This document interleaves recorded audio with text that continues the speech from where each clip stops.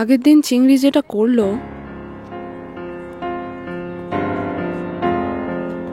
আমি ওর সম্বন্ধে কোনো কথা বলতে চাই না। আমাদের কোথাও ভুল হচ্ছে না তো? তুমি একবার ওর সাথে। আমাদের অনেক কাজ পড়ে আছে। তোদের সবাইকে বলছি, সময় কিন্তু আর বেশি নেই। ইলেকশনের টাইম আস্তে আস্তে এগিয়ে আসছে। এবার ডিরেক্ট অ্যাকশন শুরু করে দিতে হবে। রানা, হ্যাঁ দাদা। তোর দিক থেকে কত ভোট এক্সপেক্ট করা যায়? 500 মিনিমাম। আমাদের কলেজে 3000 স্টুডেন্টস, ধরে নিলাম 1200 জন ভোট দেবে। 500 মন্দ নয়, আর একটু বাড়ানোর চেষ্টা কর। মদ, গাঁজা, পাতা, পিলস দরকার পড়লে সব ফ্রিতে দে।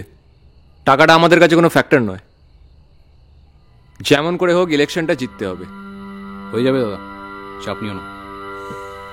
টোটাল তোর দিক থেকে কত এক্সপেক্ট করা যায়? আমি 200 টার্গেট নিয়েছি দাদা। দেখিস কম না হয়। কম হবে না, যে ভোট দেবে না মেরে গম ভেঙে দেবো। তাই দিস, এখানে মার্সি দেখালে চলবে না। কৃষ্ণ, দাদা আমি 120 থেকে 150 টার্গেট করছি।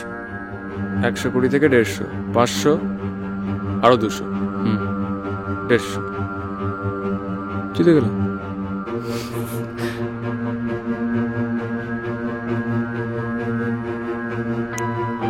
জিতে গেলাম, জিতে গেলাম। আমরা জিতবো দাদা, আমাদের জিততেই হবে। আবার জিএস হবে কে? কানাই ধর আবার কে? আবার জিএস হবে কে? কানাই ধর আবার কে? আবার জিএস হবে কে? কানাই ধর আবার কে? আবার জিএস।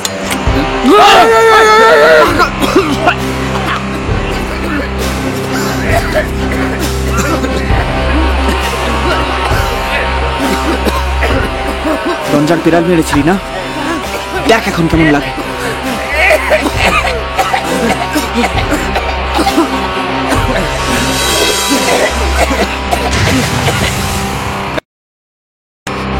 খুব চর্বি হয়েছে না? খুব চর্বি হয়েছে। এইভাবে ইলেকশন জিতবি তোরা? তোদের প্রোগ্রাম টোটাল ফ্লপ করে দেবো। হারামি, রানা ভাইকে তুই আগুন লাগিয়েছিলিস না? তো কি করবো? তোরা বিড়াল মারবি আর আমি কি তোদের ছেড়ে দেবো? বেশ করেছি, আবার করবো। স্টপ! চুচো মেরে হাত নোংরা করছিস কেন?